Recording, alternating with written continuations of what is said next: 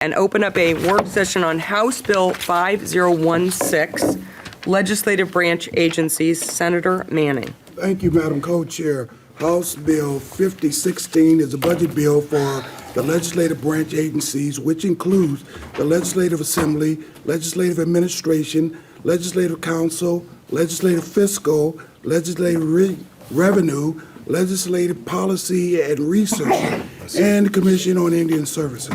The Capital Construction Subcommittee approved a total funds budget of $275.8 million, including 610 positions. The recommended budget represents a slight overall decrease from the 2025-27 current service level budget. The budget includes costs relating to reopening the Capitol for the 2026 legislative session and address workloads in legislative administration, legislative fiscal, legislative policy, and research office, and the legislative assembly. Budget investments for the branch are financed by shifting funds from services and supplies budgets available from anticipated 2023-25 general funds revisions. One-time funding is provided for a third party to evaluate a staffing model for members' offices, and key performance measures relating to customer service was added for the Legislative Equity Office, consistent with other statutory offices within the branch. The Capital Construction Subcommittee recommends House Bill 5016 be amended by the -6 amendment and be reported out due pass as amended. Thank you. Colleagues, is there any discussion? Senator Frederick? Thank you, Madam Co-Chair. Here's something I don't get a chance to say, I rarely get a chance to say, but I'm basically going to be a courtesy yes on this today because I think it needs to go to the floor. But I have some serious concerns with House Bill 5016 and the legislature's budget, in particular the staffing levels in this building. We hear every session about the need for more staff in all sorts of agencies, and often we are receptive to those needs. But as we continue to increase staffing in the executive branch, our own staffing hasn't progressed. I introduced Senate Bill 1184 this session to address this, allocating a second permanent legislative aide to each office. It was sponsored by 22 members from both chambers and both parties, and I was among about a dozen members who testified on House Bill 5016 when it had its hearing in the General Government Subcommittee about the need for increased staffing. Now, I understand that there's going to be a study on this topic in the interim, but I need to say very clearly that we do not need a study to know that the current staffing structure of legislative offices is not sustainable. This is not the same workload that this building had almost 50 years ago when I started covering the legislature as a new reporter. And it's not even the same as it was 16 years ago when I joined this body. My constituents are shocked and frankly upset whenever they learn that we only get a single permanent staff member. I can't blame them. It doesn't make for good governance. I do appreciate the commissioning this study, and looking at this issue as at least a recognition of the problem, but whatever comes out of the study, I'm taking what I've heard as a commitment that this issue will be addressed next year in the short session. While I strongly believe that the second permanent LA is the best solution, it isn't the only one, and what I do hope we get in the study is an examination of our whole staffing structure.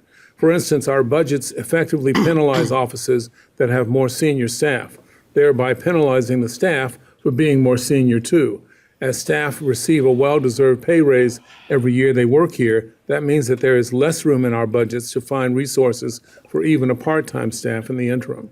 So the more experienced staff that we are more able to support us in high-level policy work are less able to do so because they have to pick up all the casework, scheduling, office management, and so on that a second aide would ordinarily do. I understand the concern about marketing this to the public, but I genuinely believe that our constituents can understand that to do the work they expect us to do and what we are all elected to do, we can't just rely on a single individual to help us out for 18 of every 24 months. And yes, I know that other states' legislatures are even worse off. That only tells me that they need a study too. Truly, I look forward to continuing these conversations, but even more so, I look forward to this being the last interim where we have to deal with this concern. Thank you, Madam Co-Chair. Thank you, Senator. Representative Gomberg. Well, thank you, Co-Chair, and I thank the senator from Portland for his thoughtful remarks. And Co-Chair, I say this with the greatest respect for my friends in the Capital Construction Subcommittee and for the leadership of this committee who have to make impossible decisions. But Capital Construction did not receive the hearing on the legislative budget that the General Government Committee did. And at that point, as the senator has reported to you, more than a dozen legislators of both chambers and both parties came forward to advocate for increases in legislative staffing. And I would be remiss if I didn't share with you what I believe is the strong and consistent opinion of at least the House members on the General Government Subcommittee, that had they had this budget for a final decision, that they would have advocated for some changes as the senator has suggested. Again, no disrespect intended to those of you that have had to make some very difficult decisions here. This is another example where the committee that worked the budget didn't get to have a final say on the budget. I wanted to share what I believe is their impression here, and I don't need a response to that, but I did feel that I had an obligation to put it in the record. Thank you, Representative. Further discussion? Senator Solomon and then Senator Manning. Thank you, Madam Co-Chair. I just want to reflect on how proud I am to look at investments for our legislative administration, the council, LC, the fiscal office, revenue, the LPRO, just the amount of work, given the amount of bills, I won't go into that discussion, that we have. It does put a strain on our professional staff within the Capitol as well. And I cannot tell you the amount of emails that I would receive at 10:45 p.m. Asking questions regarding budget issues or whatever. That's not a great work-life balance for this professional staff. And we have incredible, very fortunate to have such a high-level staff here in Oregon. So I think investments in that area is well-deserved and needed because of the amount of hours that they are having to put in during a legislative session. So wanted to just share that. Thank you, Senator. Senator Manning. I'll pass. Thank you. I'll pass. Oh, I'm sorry, did you say pass? Pass. Thank Senator Gerard. Thank you, Madam Co-Chair. A couple things. One is, up until this year, if you had an office that had excess money, you could share that money. And I do think that made a difference because there were people that you could say, okay, you need more staffing. I'm a senior member. I don't need as much in policy as some people do because I've been around the block so many times. Most of these bills I've seen half a dozen times. So you might not need as much staffing. So anyway, to a certain extent, that was done by rule, and I do think that kind of backfired a little bit. Number two is, I think that if I was to be critical of the legislature, and this might be self-serving, but I don't believe so, because anything that would happen long after I retire. I believe very strongly we have to start looking at salaries. And the reason we have to start looking at our own salaries, I think the best and the brightest are turned off by the amount of compensation that we get. Not demeaning anybody here, but I do believe that in order to have retention and get the people that we want, I do believe that you have to fund it. I knew that wasn't going to come out right. As my wife would say, the senator meant to say. Can I get Lori on the phone? Yeah, pretty much. She's always bailed me out. But I do think that we need to look at compensation because the retention here and the turnover, I think, is a real problem. Yep, thank Because you. I do think there's an advantage to being here for a while. Thank you. Thank you, Senator. Senator Bonham. Ouch. You're fine. Okay, you okay? Senator McLean, thank you. Madam Chair, I move the -5 amendment to House Bill 5016. I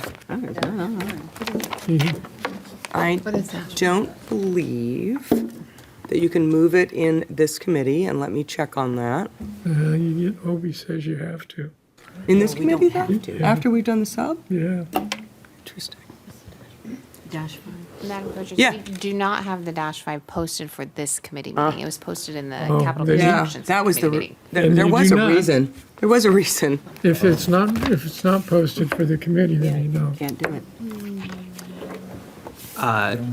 Is that a, You can ask to man, suspend the rules. is that a, well, then I ask to suspend the rules to move the Dash 5 amendment.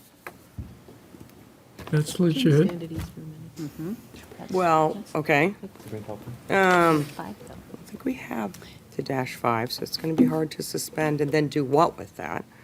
Go ahead. And then I Madam can. Coach, They're on here. rule requires it has to be posted an hour in advance, so you could post it and wait, or you could suspend the rules and not have the hour posted. Yeah, okay. So suspending the rules for the hour posting. Understood. All right. But we would still need to post it. Got it. Okay. Okay. All right, so we have, well, hold on. Okay, but is it to the motion? Is it to the motion, the question? It has to do with it. No. Well, the motion is just to suspend the rules in order to, okay, hold on then. All right, everybody. We have a motion to suspend the rules being an hour posting. Like surprises. So, We we do, should get it posted first, though. oh, yeah. Okay. Would you like that posted? Sure. Fantastic. Okay. Let's post the dash 5. So this is what I'm going to do.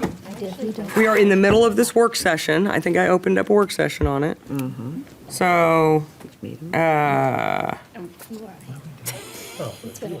think I can just move on to, leave this work session open and move on to the second work session, which I'm going to do.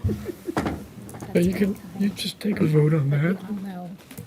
Well, let her post it. Let's post it first before we vote on whether we're going to suspend the rules to hear it. We can either move on or, I don't know how long it takes to post it.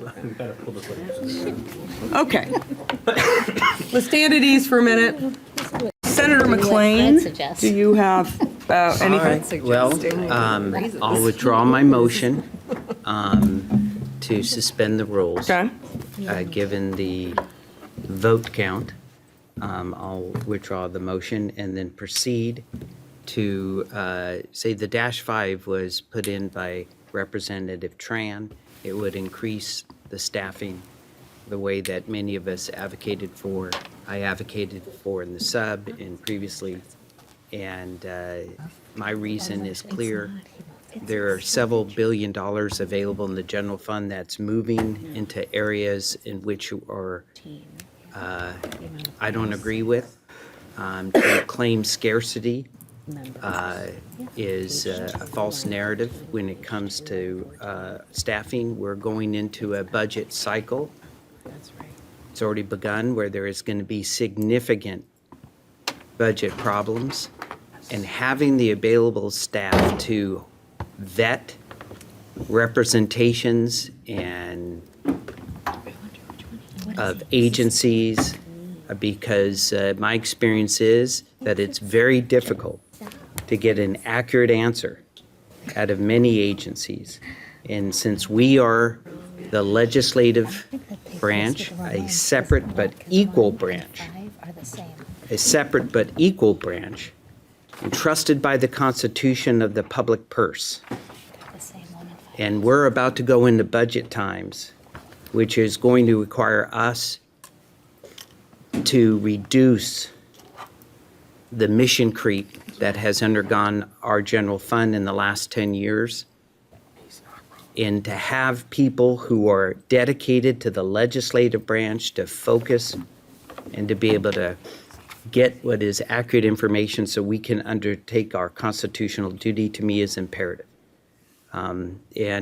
We have continued to fund agencies. We continue to fund the governor. We continue to fund the judicial branch, albeit less than I would have wanted, but nevertheless, to not give us the tools necessary to navigate the next 2 to 4 years, to me, is not a decision I agree with. That's why I was a no in the subcommittee, and I'll be a no on this budget today. Had I known that the Dash 5 was not posted, I thought it would remain, I would have done something different, but also knowing that perhaps the votes weren't here to do that, then perhaps we will just remember that in the end, the storm that's going to get worse, and we're going to have to make decisions. And I, for one, do not want to rely on an agency to tell me why their budget needs to not be reduced, or their budget means this, or their budget means that. I'm not prepared to go through the next 2 to 4 years without the proper tools. And to say, in essence, $9 million of our general fund, when we have $2 billion being spent this biennium on the budgets we're about to prove, on what was Mission Creek in the last 10 years, to me is not a choice I would make. Thank you, Senator. Senator Bonham? So I will just double down on, one of the challenges of serving in the minority party is access to the nonpartisan staff. And the nonpartisan staff really does have an obligation to serve the majority party to make sure that we are able to get through the process of a legislative session. And again, all due respect to LFO, I really think it's a tremendous staff that works hard. But if I had to steal their time to accommodate an alternative vision of the world, they couldn't get their job done. I think if we asked them to testify, they would affirm that. And so originally, I had really pushed back on the expansion of staff until this conversation came up. How do we put forward an alternative? How do we as a minority party start to really have enough bandwidth to do what we want to do, which is to create an alternative for people to consider moving forward. So I do wish we could consider the Dash 5. It is posted now. I know that it has not been posted for an hour, and it would still require suspension of rules. But I've come full circle on this, so just wanted to put that on the record. Yeah, Representative Drazen. Thank you, Madam Co-Chair. This is such an important topic, and however this vote moves forward, I want to again reassert how important it is that should staff be expanded, that we not pick winners and losers and only provide staff to chairs, or only provide staff to the people that we think have a heavy workload with task forces. Like, that would not be fair. And so I have been hesitant for some of the side conversations about how we approach this. I'm glad that there's a study included in here. I'm slightly concerned that the study is going to assess the people that are currently working and how they approach their jobs, and that isn't as kind of arm's length as what we need. What does the branch require? It shouldn't be specific to who's sitting in the seat today, because they may be very actively engaged in a variety of external things in the interim, while maybe the next member in that seat doesn't have those same expectations of the work. But I want to just take this moment, since we are talking about the branch budget overall and not just the budget for staff, to affirm what Leader Bonham has flagged. My experience in the minority has been, and I'd like to thank the co-chairs for coming into our caucus and bringing LFO and walking through their original framework that was helpful to our caucus. But kind of a casual conversation in there, our caucus members were like, well, what if the minority party wanted to propose its own budget, say this is how we would spend $140 billion? And the answer was absolutely not. We're here to actually help the real budget get passed. And the real budget only happens with the majority party. And if you want to talk to me and you have questions, we can do it after session. You have access to me in the interim. You don't have access to me during the budget process, other than in this formal setting where we don't get to really have those private conversations where you learn and where you probe and where you evaluate concepts. That's not available to us. And it's not because, people don't like us. It's because of the basic limitations of the system we have. So from my perspective, what is lacking for the ability for the minority party to participate in a way that has substance to it is that it is missing access to professionals. And when we have questions of Ledge Council pretzels itself sometimes to make sure that the perspective of the majority gets advanced. They find ways to say it was okay for them to do what they're doing, and yes, that's constitutional, or yes, they can interpret the rule that way. And we would love to have our own Ledge Council staff to be able to give us Ledge opinions and to be able to answer those questions, because we don't feel like Ledge Council is neutral. They are appointed by the presiding officers. They serve at the pleasure of the presiding officers, as do the directors of the various agencies. This is not a 100% neutral process. And so it is staff, the brief has it wrong. Yeah. That's helpful. And so I just wanted to flag that. It is staff, the brief has it wrong. Yes. Okay. So thank you, guys. I am going to support this today. I think that it's an important conversation. I continue to have concerns. Thank you. Thank you. All right, Senator Manning. Thank you, Madam Co-Chair. This is a very, very tough time that we're having on here. But I also like to put on the record is that most of the things that I have put forward Oh, got it. that is looking for funding didn't get across the finish line either. So it's not whether or not you are R or D. I don't know. I don't agree with it. I have some things that I am very passionate about, but the numbers were just not there in order to help me out. And I do agree with Representative Gomberg about the work that we did in general government, that we didn't have a chance to vote things out. I do agree with him. I think that we need to do some more work on that to ensure that the committees have the authority to do it, because to send it over to CapCon or someplace else, most of the members felt slighted. But again, the budget as it is, again, I would say these folks are nonpartisan. They have no political ideology other than fiscal, LFO, crunch numbers. They're very good at it. We got attorneys that do the work.